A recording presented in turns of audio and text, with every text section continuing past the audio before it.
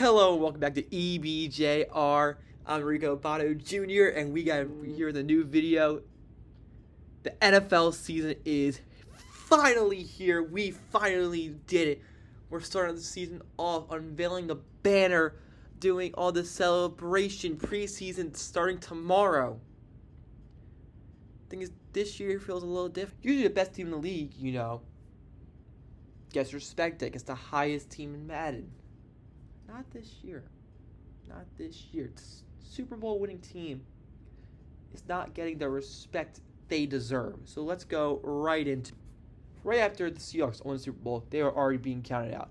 Yes, they made a lot of off-season moves. But the thing is, a lot of the media was giving a lot of attention to the team that they beat in the conference championship, the Los Angeles Rams. Don't get me wrong, the Rams are a phenomenal team. But the thing is, Seattle just beat them. And yes, Seattle did make a lot of moves that lost a lot of good guys. So let's go right into it. Start off with Kenneth Walker. Yes, Super Bowl MVP. Kenneth Walker, phenomenal player. Thing is, his career in Seattle, yes, he did a lot. But he only had 2,000-yard rushing seasons. 29 touchdowns in 4 years in Seattle. When he was at workhorse back, he did dominate. I gave him credit for that. Thing is, he only was for Seattle during that postseason run. Besides that postseason run, it was mostly Zach Charbonnet who had most of the touchdowns, was that power back. Walker was there.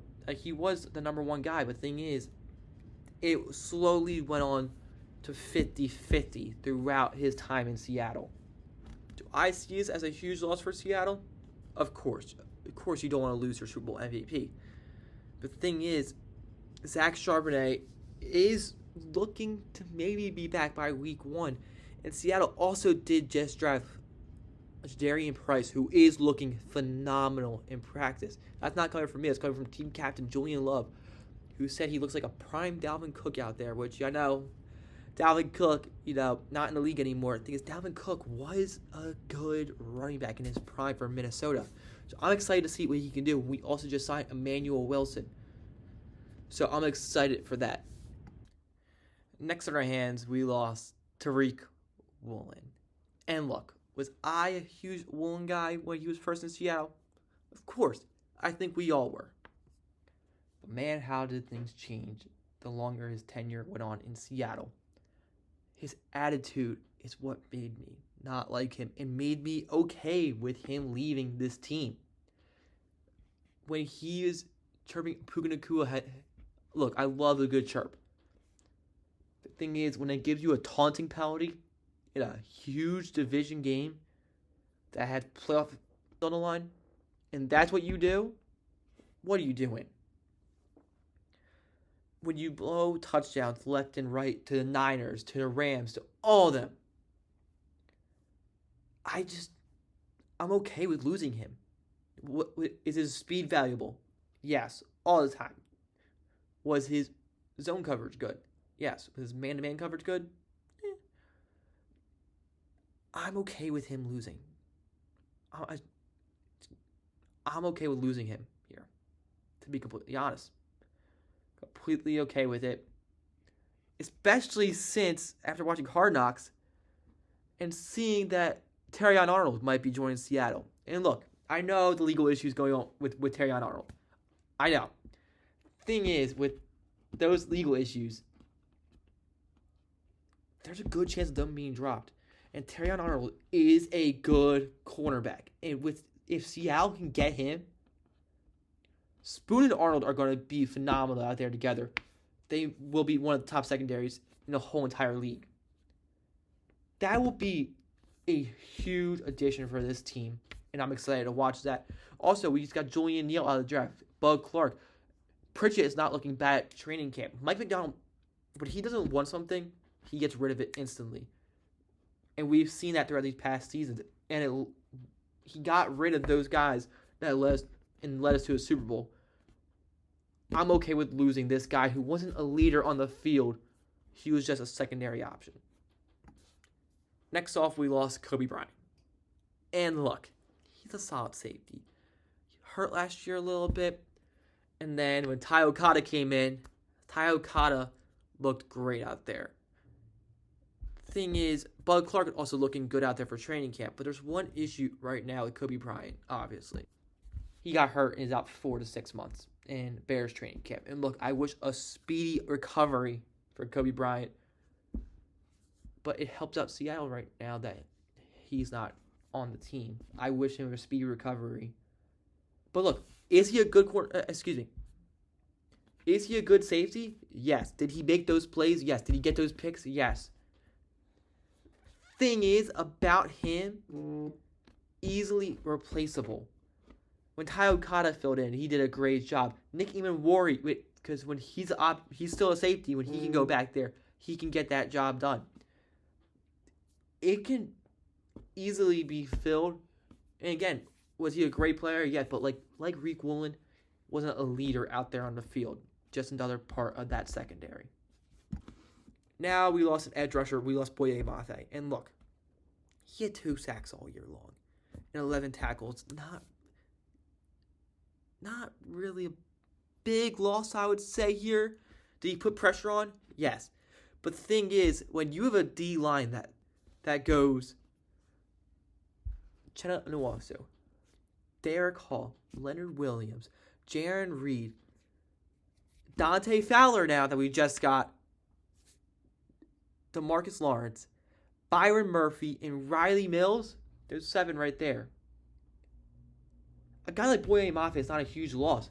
We have those guys that can get pressure on the quarterback. As we're seeing right now in Hard Knocks, Derek Hall, all he wants to do is hit the quarterback.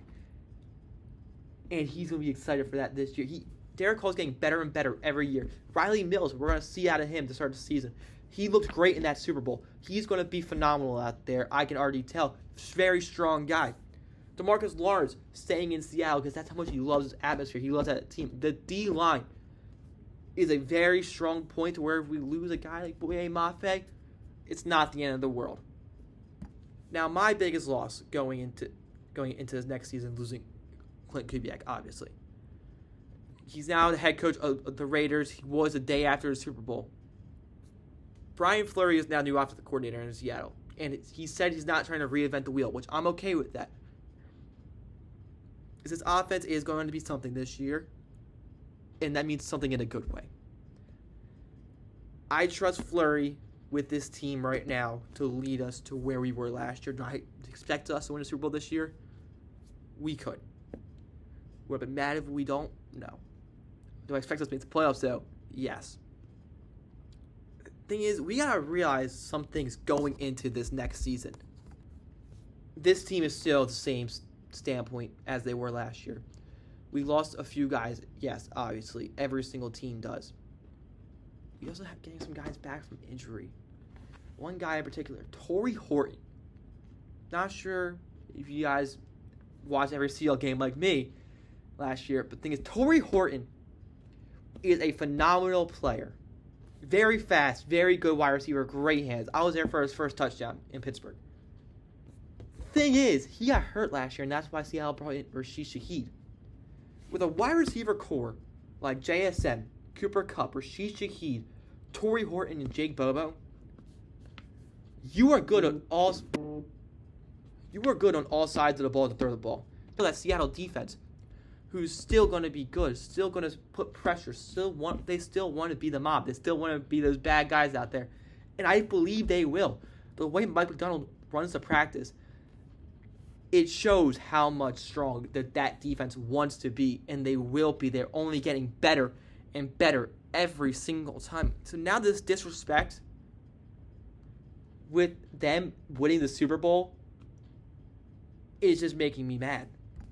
This disrespect the team is getting is absolutely crazy. It's absolutely out of my mind why they're getting it. Granted, yes, they're in a division with the Rams that are a super team right now and probably getting Aaron Donald back. Yes, I fully get that. They got Myles Garrett.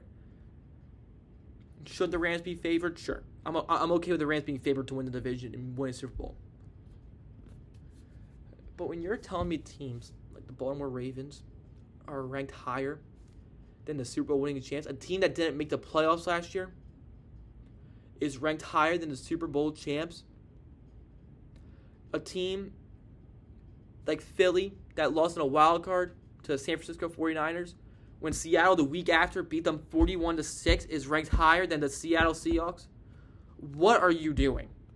What is this media doing to this Super Bowl team?